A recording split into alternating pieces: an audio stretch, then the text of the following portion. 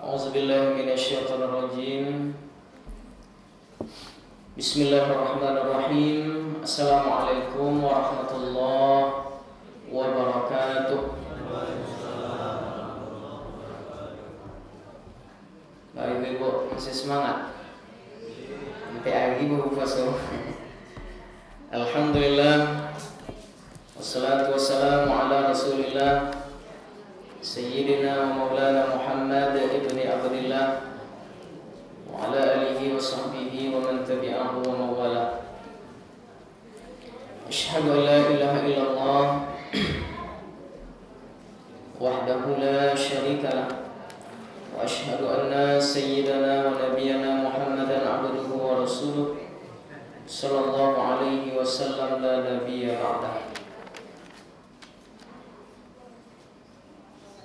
Allahumma fassalli wa sallim wa barik wa karim ala sayyidina Muhammadin wa ala alihi wa sahbihi ajma'in. Subhanaka la ilma lana illa ma 'allamtana innaka antal alimul hakim. Rabbi shrah li sadri wa yassir li amri wa hlul 'uqdatam min lisani yafqahu qawli.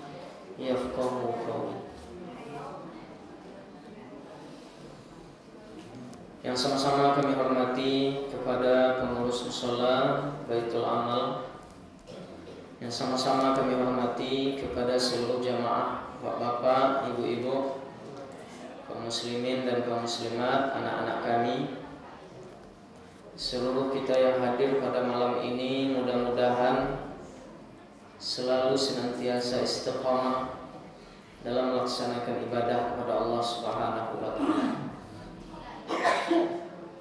Pertama sekali, marilah sama-sama kita kembali bersyukur kepada Allah. Alhamdulillah, Allah masih memberikan kepada awak nikmat kesehatan, terlebih nikmat kesempatan, sehingga kita bisa kembali berkumpul di dalam rumah Allah dalam rangka berubudiyah, bertaqarrub, mendekatkan diri dengan cara beribadah kepada Allah Subhanahu wa taala. Alhamdulillah, suatu kewajiban telah kita laksanakan, yaitu salat Isya secara berjamaah. Lalu kemudian dilanjutkan dengan rutinitas setiap malam insyaallah selama bulan Ramadan ini, setelah Isya sampai menjelang kita melaksanakan sholat sunnah tarawih, diisi dengan tausiah ataupun ceramah sekitar 15 menit kurang lebih. Mudah-mudahan seluruh kita yang hadir dimuliakan Allah dan kelak dimasukkan oleh Allah ke dalam surga. Amin ya rabbal alamin. Kemudian salawat beriringkan salam tak lupa pula kita kirimkan kepada Allah, semoga dicurahkan kepada kekasihnya Rasulullah sallallahu alaihi wasallam. Falam yusalli alayya, orang yang disebut kikir pelit apabila disebutkan nama Rasulullah, orang itu tidak mau berselawat kepadanya. Untuk itu marilah sama-sama kita berselawat dengan lafaz Allahumma salli ala sayyidina Muhammad wa ala ali sayyidina Muhammad. Bapak-bapak, kaum muslimin, jamaah sekalian yang Allah muliakan, malam ini judul ceramah kita yang bagi bidukhuli fil masjid asyrafis salim. Bagi orang yang masuk ke dalam masjid itu ada 10 perkara. Di malam ini kita bahas seketik banyak adab-adab sebelum masuk masjid, adab di dalam masjid, dan apa saja larangan dan tidak boleh kita lakukan sewaktu kita berada di dalam masjid. Kau tampil kita kini kau namanya masjid. Seperti masjid itu tempat ibadah. Kau disebut dengan masjid Allah, rumah Allah. Salah satu rumah Allah yang lain di dunia, di bumi ku Bapak Ibu, adalah masjid. Kalau lain sholat Jumat di situ namanya masjid jami', lebih gadang ukurannya. Kalau tempat awak kini kau hanya masjid saja. diisi dengan ibadah salat 5 waktu, baca Quran, berzikir, pengajian, buka bersama, dan ibadah-ibadah yang lainnya. Untuk itu perlu tak kita beradab. Sedangkan di rumah kita saja, rumah mewah kita tuh, lai tamu nanti bo, itu harus lai adab. Tidak asal-asalan gitu. Oh, kamu tiba tak pakai terompa doh, kumah-kumah saja masuk rumah Allah. Sana tidak hati awak mencari. Dah. Apalagi rumah Allah, tempat ibadah. Makanya kadang-kadang banyak orang berlelah-lelah lampai ke masjid, ke musola, ke surau untuk beribadah, tapi tidak mendapatkan ketenangan. Kacau umpamanya. Tidak mendapatkan rahmat, ampunan. Padahal di dalam masjid musola bercucuran rahmat Allah. Apa sebab? Salah satu tidak menjaga adab ketika ia berada di dalam masjid. Dan kita yang hadir malam ini melaksanakan ibadah di dalam rumah Allah ini disebut dengan zairullah, tamu Allah. Nah, kalau kita sebagai tamu, maka sadar diri ya, Wak. Sebab Allah itu memandang hamba-hambanya yang mau beribadah di dalam rumahnya. Supaya apa? Dapat ketenangan juga. Wallazi anzala sakinata fi qulubil mu'minin. Ia tidak mencari ketenangan kita di situ. Iya. Sesungguhnya dialah Allah yang menurunkan ketenangan di hati orang yang beriman. Salah satu ketenangan itu kita dapatkan kalau kita mau menjadi tamu Allah, beribadah di dalam rumah Allah. Nah, untuk itu perlu adab. Apa adab yang pertama? Sakinatin. Bahasa awak tanang-tanang. Bahasa anak muda kini santuy. Untuk pai ke dalam masjid ke Bapak Ibu, dari rumah kita melangkah sakinatin, batanang-tanang. Nah, Bapak Ibu tadi dari rumah menuju musola, batanang-tanang enggak? Atau mendesak-desak saja? Atau sasak-sasak. Nah, bila bisa kita batanang, tujuan kita ke musola kan untuk ibadah, terutama sholat 5 waktu sehari semalam. Apalagi di bulan puasa Ramadan kita banyak berinteraksi dengan masjid. Walaupun tak masjid itu, tak musola ditampik di kampung awak, ditampik keraja awak bagai, kita selalu berinteraksi dengan masjid. Harus menjaga adab. Salah satu yang pertama sakinatin, batanang tanah. Apalagi untuk sholat 5 waktu sehari semalam, kita beribadah di dalam masjid tadi, sarancae datanglah sebelum azan dikumandangkan. Aku bisa bertanam-tanam juga. Alun azan leh masih mengaji, imam awak jago mengaji ya. Ambo tiba ke situ masih mengaji, alun masuk bisa. Maka sepanjang perjalanan ambo dari simpang 3 jago, tenang-tenang saja. Bisa berzikir di atas motor, bersolawat, baca doa. Picu bola, Allahu Akbar, Allahu Akbar. Nah, azan belum sajinya. Nah, akhirnya ada terburu-buru. Bisa juga nak berzikir sedang jalan jago. Nah, apa ya? Mengajak dapat pulau pau kanyang sadua lagi disantap buku jago tibu di musola mutah kayaknya. Abang harus batangan tanah kita buku itu mah itu pulau jangan dilampiaskan puasa sehari menahan jago kita lampiaskan ketika buku. Aku sepatu ya aku makan sampai malam pun adalah 3 kali 3 pinggang belum makan itu buku sesuai pepatah Minang awak. Kalau parwi tagang matukan 2 payah kita untuk beribadah. Nah, itu yang pertama sakinatin batanang tanah. Bila bisa batanang go katiko wakatu lapang. Bapak Ibu yang lapangan pe kamakah tahu itu baang de ibadah orang di sini di Masjidil Haram tu. Baik di antara kasih mengaji, itulah berbondong-bondong jamaah pai ke masjid. Dibukalah pintu Masjidil Haram jago, bakaja-kaja mencari saf yang pertama. Orang kadang alun Jepang boleh, lah azan orang alun Jepang boleh, lah komat alun boleh.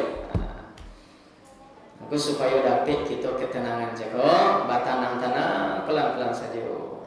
Buku tu sebentar tanya, buku sebentar, siap tu solat maghrib. Setelah solat maghrib baca Quran sebentar di rumah, malah ayo kita bersih. Jangan di TV dulu. Nah, itu yang pertama, sakinatin batinatan. Yang kedua, adab yang kedua sebelum masuk masjid, hendaklah dia seafdal-afdalnya berwuduk terlebih dahulu. Mau yakin begitu yang hadir malam ini sadwalah wuduk. Apa fungsi wuduk itu? Menjaga kesucian. Taharatu miftahus shalah. Bukan hanya fungsi untuk menjaga adab di masjid saja. Fungsi wuduk yang kita ambil cakap, taharatu miftahus shalah. Kunci bagi salat awak. Maka orang yang sempurna wuduk aja kok sempurna pula salat. Orang yang masih capek ambil wuduk, capek pula salat dia tahu. Basi gagih nak pulang dia. Lama baik boleh. Tidak dapat ketenangan juga. Maka harus pelan-pelan kita ambil wuduk. Maka salah satu ciri-ciri ahli surga itu Bapak Ibu, wajahnya pun penuh dengan cahaya. Mencari wajah ibu-ibu ini baca ayo saudara. Bapak-bapak mau itu belum baca ayo. Mbak Ustaz kan lampu. Dimatikan lampu hilang cahaya. Salah satu ciri-ciri ahli surga itu wajah itu penuh dengan cahaya. Rupanya rahasia. Ketika di dunia selalu menjaga wudhu. Walaupun ibu-ibu hanya meletakkan mukena saja ke dalam mushola, harus berwuduk dulu. Boleh tak kita masuk ke dalam mushola tanpa wuduk? Boleh, tapi tidak dipandang oleh Allah dah. Sebab kita tidak menjaga adab, sebab itu tempat ibadah suci. Maka sebaiknya kita berwuduk dulu. Dapat kita sakinatul ruh, ketenangan jiwa. Banyak fungsi wuduk itu sebenarnya. Bisa juga menahan amarah hawa, sadang bewang-bewang, apalagi bulan puasa. Oh, banyak ujiannya. Seketik nak pegang, kau ini tak, maka ambil wuduk. Selalu kita memperbaharui ayudah. Bukan hanya untuk masuk masjid saja. Dimanapun kita berada, sagancae seindah selalu kita memperbaharui air wudhu. Air wudhu bukan hanya untuk sholat saja. Bukan tiap-tiap sebentar wudhu. Itu kadang-kadang orang yang salah paham. Memperbaharui air wudhu. Terima kasih Bapak Ibu. Memanglah batal wudhu awak itu baru dia. Kadang-kadang sudah minum kopi wudhu ada. Kamarnya aja wudhu ada. Kopi je kau yang lah batal tu je. Padahal kopi siapa tak membatalkan wudhu. Lah batal wudhu itu baru dia ambil air wudhu. Ibu-ibu dari rumah lah wudhu cakap. Andai kata tiba di perjalanan, di tengah-tengah perjalanan ragu, was-was. Entahlah batal, entahlah batal. Mana dan kuat rasa ya? Kalau kuat batal, ambil air wudhu balik. Apa susah kita ambil wudhu? Oh, dah bisa Ustaz. Badak kami lah tabah. Takut hilang badak aja kan. Dia ambil air wudhu balik. Tapi andai kata kuat tidak batal, lanjutkan ibadah. Tapi andai kata antara ragu je tak. Batal, batal. Maka dibatalkan mana? Itu dalam kitab fikih. Dibatalkan mana? Diambil air wudhu balik. Jadi sebelum kita masuk masjid, musola, surau dimanapun masjid itu kita singgahi, kita tempati, sagancae ambil wudhu, menjaga. Bapak Ibu kaum muslimin jamaah sekalian yang Allah muliakan. Lalu kemudian setelah kita berwudhu, hendaklah dia menanggalkan sepatu ataupun sandalnya. Jadi jangan perlu dibawa terompak sepatu awak sampai ke dalam musolanya. Kadang-kadang itu Bu, sesekali jamaah aku singgah ya, tidak tahu ya aturan musola awak aku dong. Sepatu aku mahal pula, terompak aku mahal pula. Mencong-cong masuk ke dalam musola. Aku pernah menyaksikan tuh mobilnya yang mewah pula. Mungkin sepatu aku ratusan juta, mungkin balik ya, tapi hilang. Walaupun ratusan juta sepatu awak jago, sandal awak jago puluhan juta mahal, tetap letak di luar. Kecuali panitia pengurus musola menyediakan tampik sandal. Mau dia ulang di Makkah, di Madinah tuh ada situ panitia itu disediakannya tampik-tampik sandal untuk jamaah-jamaah haji dan umroh. Boleh dimasukkan plastik pakai plastik. Tapi kalau nak lagi plastik jangan masukkan. Itu menjaga adab aja. Lalu kemudian hendaklah dia melangkahkan kakinya masuk ke dalam masjid mendahulukan paha sebelah kanan atau kaki sebelah kanan. Ingat-ingat beliau. Memang kaji yang saya sampaikan malam ini agak-agak mudah remeh saja. Akan tapi banyak kita mental lupa. Takkan aju tadi leh kaki sebelah kanan atau sebelah kiri. Kalau sebelah kiri masuk ditarik keluar balik. Tidak dapat kita sunnah dong. Masukkan kaki sebelah kanan dulu. Tidak perlu hanya di masjid kalau dimanapun tampek-tampek yang elok harus kita langkahkan kaki sebelah kanan. Kau pulang dari musola tu kaki sebelah kanan dulu masuk rumah. Dalam kadai sebelah kanan. Dalam kendaraan awak mobil awak sebelah kanan dulu. Yang tampek yang tidak elok-elok baru yang sebelah kiri. Ke kamar mandi, ke WC.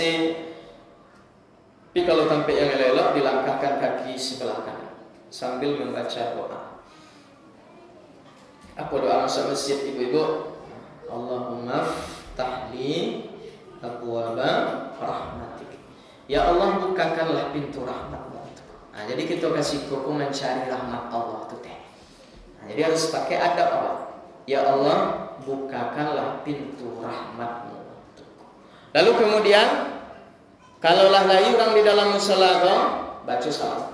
Assalamualaikum warahmatullahi. Maka mengucapkan salam itu hukumnya sunnah. Menjawabnya dua. Yang pertama wajib, yang kedua fardu kifayah. Mengucapkan salam itu hukumnya sunnah bapak-bapak ibu-ibu. Menjawab hukumnya dua. Yang pertama wajib, yang kedua fardu kifayah. Asfus salam, tebarkan salam. Tidak hanya masuk masjid saja. Kamanapun tampek-tampek yang lo ucapkan salam. Basobok jo kawan ucapkan salam. Mana yang disabut dengan menjawab salam wajib cakup hukumnya tertuju kepada pribadi awak. Assalamualaikum dah. Dan kecek kawan. Maka wajib kita menjawabnya waalaikumsalam. Jalih dulu assalamualaikum yang disabut adik kawannya kau kadang. Assalamualaikum. Tahap pun disabut. Tapi kalau jalih assalamualaikum artinya keselamatan atas engkau. Dia kira kita keselamatan. Itu senang hati awak di doa awak itu kita balik dulu waalaikumsalam. Kalau yang lebih indah 3 kalimat warahmatullah wabarakatuh. Tambah banyak dulu dapat di kita. Mana yang fardu kifayah jago kita menjawab secara umum. Ambo jago yakin mengucapkan salam ambo jago lain di antara kita yang tidak menjawab. Akan tetapi dijawab di salah satu jamaah di situ maka gugurlah salam jago. Itu mau kasih fardu kifayah jago. Aku loh kalau salam di grup WA Ustaz aja. Itu banyak orang bertanya. Tetap samuju hukum itu yang andaikan tertuju kepada awak pribadi, assalamualaikum dah ba'aka bakinilah lamu dak masuk. Iyo ikut nomor dah. Jawab dulu. Waalaikumsalam. Boleh dilafazkan, boleh juga secara tertulis. Sebab tertuju kepada awak. Tapi kalau WA grupnya, itu terserah awak. Sebab itu sifat fardu kifayah. Di antara yang banyak jago pastilah yang menjawab maka gugurlah ucapan salam jago. Mungkin hanya itulah yang dapat kami sampaikan malam ini. Masih banyak juga adab-adab di dalam masjid karena waktu gitulah lumayan panjang juga. Maka untuk itu kami akhiri. Assalamualaikum warahmatullahi wabarakatuh. Terima kasih ya guys sudah mengunjungi channel kami dan menonton sampai akhir video. And don't forget to subscribe ya guys. Semoga video ini bermanfaat. Jangan lupa ya guys, please jangan lupa klik tombol subscribe guys, karena subscribe itu gratis, dan semoga yang sudah subscribe selalu mendapatkan rezeki yang berlimpah.